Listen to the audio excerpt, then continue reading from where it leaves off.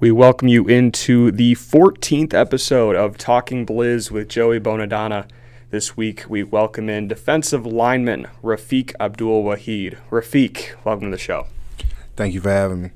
Absolutely. We're coming into the last episode likely here of the 2023 season. We've been able to get to know the stories of some of the guys on the team, and we're excited to have you in for this episode to wrap up 2023. Just first off, give me your thoughts on the season. Obviously, the team got eliminated from playoff contention last week, but overall, you coming back here for the 2023 season partway through, what have you taken away from this experience?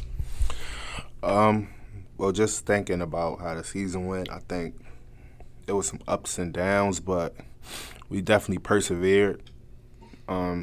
Just thinking back when we lost to Sioux Falls, my first game, we ended up going on like a 6-7 game win streak, or probably winning 6 out of our last 7. So that was pretty good. Just taking away from the season, I just think that, we just gotta work hard early so it's not hard later for us. That's what I think. And I think we've kind of seen that the last 3 years. 2021, it was kind of the same thing, those ups and downs, and then find yourself having to battle uphill in the last month of the season.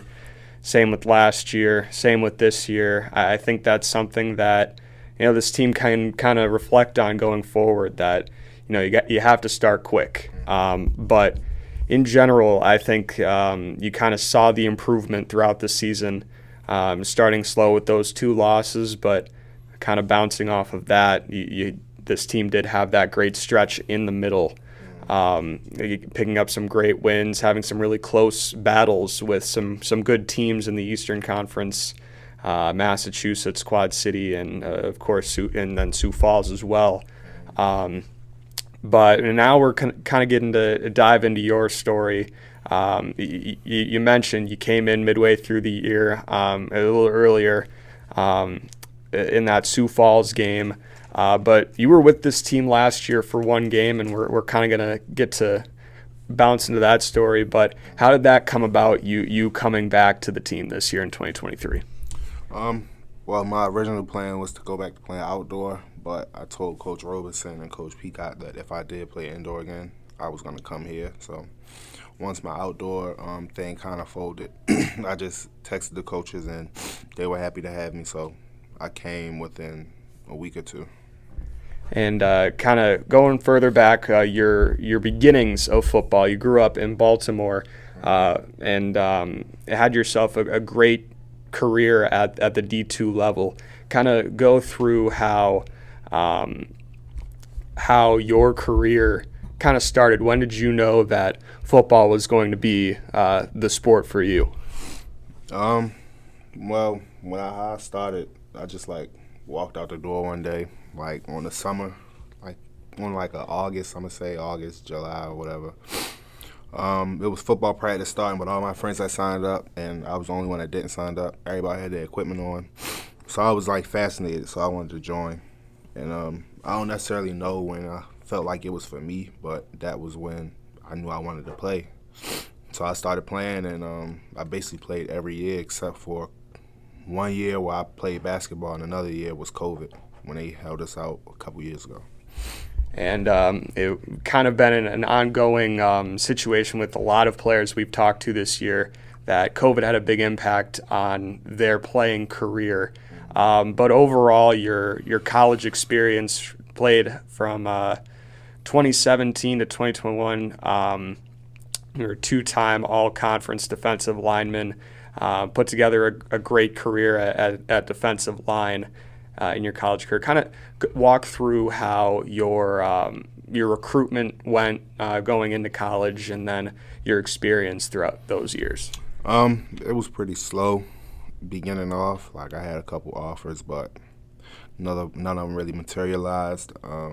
Chiwan came on late, so I went out there to visit, what I saw, and I signed with them there. College, as far as my career, it was pretty good.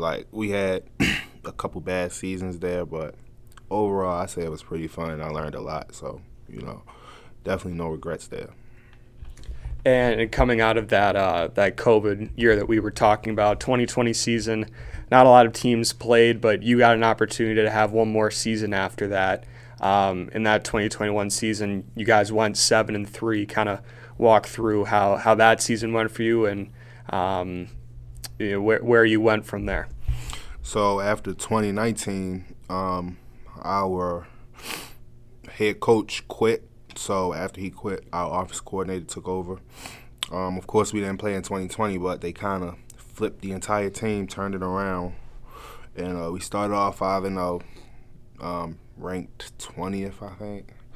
Then we lost 3 straight after that, but then we ended up, coming back together, winning our last 2. But that was pretty much it for that season. And what was the other part of the question? I forgot. Just with coming out of COVID, what was that like? Oh, yeah. Coming back into. Yeah, it was cool. It was everybody was getting back adjusted to going back to class in person regularly. As far as football and stuff, I don't know. Everybody was just excited to be back playing. Like it felt like a dream going back out there on the field because a lot of people thought, well, this season might get canceled because during the 2021 season, they were still testing with COVID. It was still people catching COVID and not being able to play, so it was just fun. And coming out of 2021, you turned around and you signed with Green Bay in the spring of 2022, played with one game against Massachusetts early on, and you had a great start to that game, but you find yourself getting injured at a point during the game. Kind of walk through how quickly that was a start for you in Green Bay and then how quickly it was taken away and what your thoughts were after that. I just felt like I really didn't want to come back and play arena after that because it was the reason I got hurt is because we were inside and I hit the wall. So, like any other athlete, I think I dealt with a little depression after that, but it wasn't very long-lived. I just kind of got over it and just started on my journey back. Like from the day I got hurt to the day that I was cleared, I was always thinking about that day to get cleared and be able to play again. So, it was bad, but a lot of good came from it as well. And you mentioned you wanted to play outdoors, and you spoke to Coach Roberson, Coach Peacock about if the opportunity to play outdoors wasn't there, if you were coming back indoors, you were playing with Green Bay. What was that draw for you in the short time that you had in 2022? What did you develop in that first year here in Green Bay? I don't know. I just feel like I was nervous leading up to the first game prior to me getting hurt, and I just went out there and it was like regular football, and just the little experience that I did get dealing with the fans and stuff. I don't know, it was fun. I always knew all right, I could come back and I could play this and enjoy myself. So just that short time I was there, I was only here healthy for like a couple days. So just that short time, I got to meet some of the players, the coaches, see how things go, and talk to some of the kids at the game and the parents. So it was short lived, but it was fun. So I knew I could always come back here and, if not anything else, enjoy myself. And that atmosphere that your squad had this year at the Resch Center, you kind of go through that stretch of games, Sioux Falls, then the bye week, Massachusetts, San Diego, Iowa. You guys had 4 straight home games there, and a few of those the team won the fan base of the week award in the IFL. We'll talk about those atmospheres that you got this year in 2023 upon your return. Those atmospheres were definitely great. I think the fans expected a lot more and they seen a lot more. So they just expected a lot more from us. So when they got excited, it was a little different than from what I seen last year. I played in one game, but I went to 2, so I can talk about it. The fans this year, their energy levels were, it was off the charts. So I can definitely say that those Fan Base of the Week awards were definitely well deserved. I can kind of speak from my my vantage point. The press row is kind of like within the bowl at the Resch Center. So for you to leave press row, you have to walk through the seats multiple occasions this year, there were enough people there that there were people sitting right next to us in press row. So you had to walk through the fans. That meant that the rush was getting packed because they were all the way to the top row in the rush. And you touched on it. The kids are a huge part of the atmosphere at the Rush Center because they have a lot of energy and they can keep it up for all 4 quarters. Overall, what other opportunities did you get within the community to kind of build upon that and get a chance to meet the community outside of the Rush Center?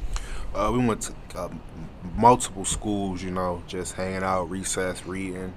Met a bunch of kids of all ages. We got to play with them, talk to them. It was really cool. It really shows that we have an effect on them because, they remember us from playing, that we come to their school. They talk to us, tell us which game they came to.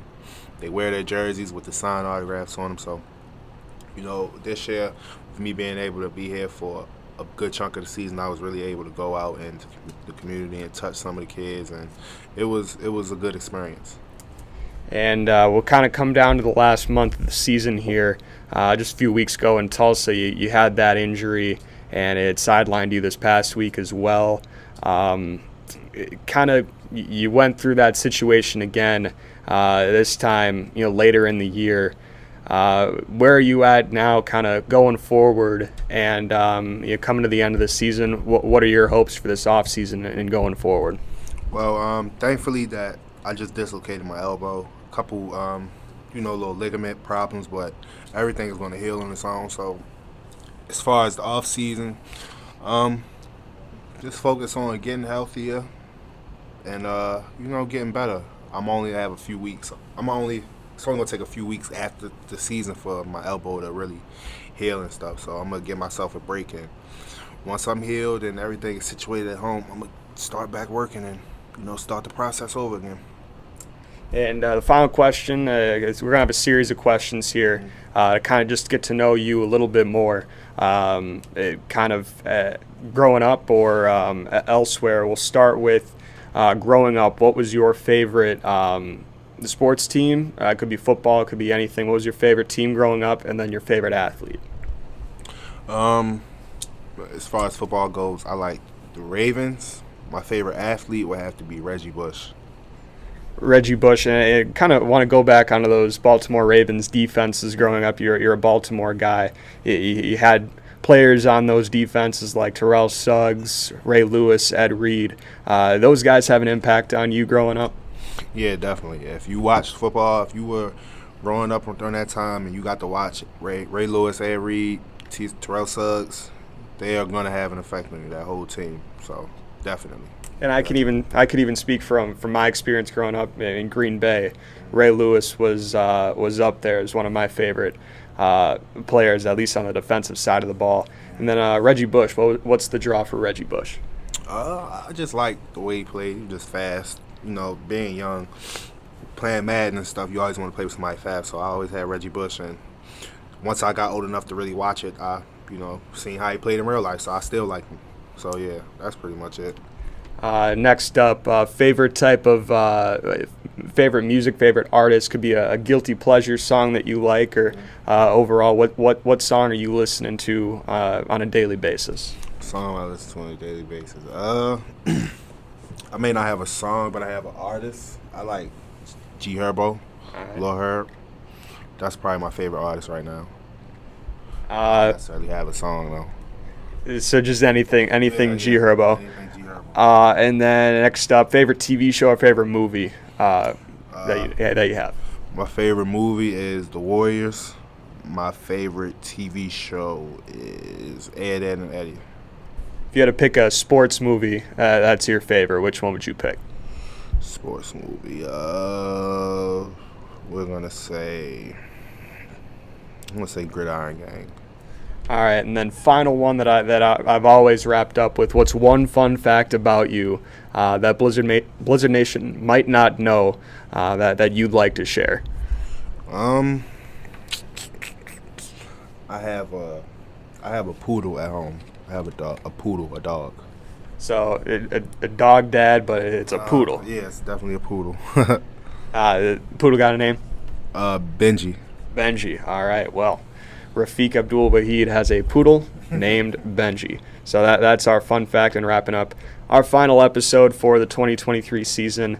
We really want to thank Rafiq for joining us today and kind of talking about his season and his return to Green Bay. I want to thank all of our guests that we've had over the season this year, and for you for tuning in for this week and all season long. We will hopefully be back as the season gets closer again in 2024, and hopefully with new signings coming aboard, we'll get an opportunity to talk to them as well. Rafiq, you want to leave us with any words as we wrap up here? Go Blizz.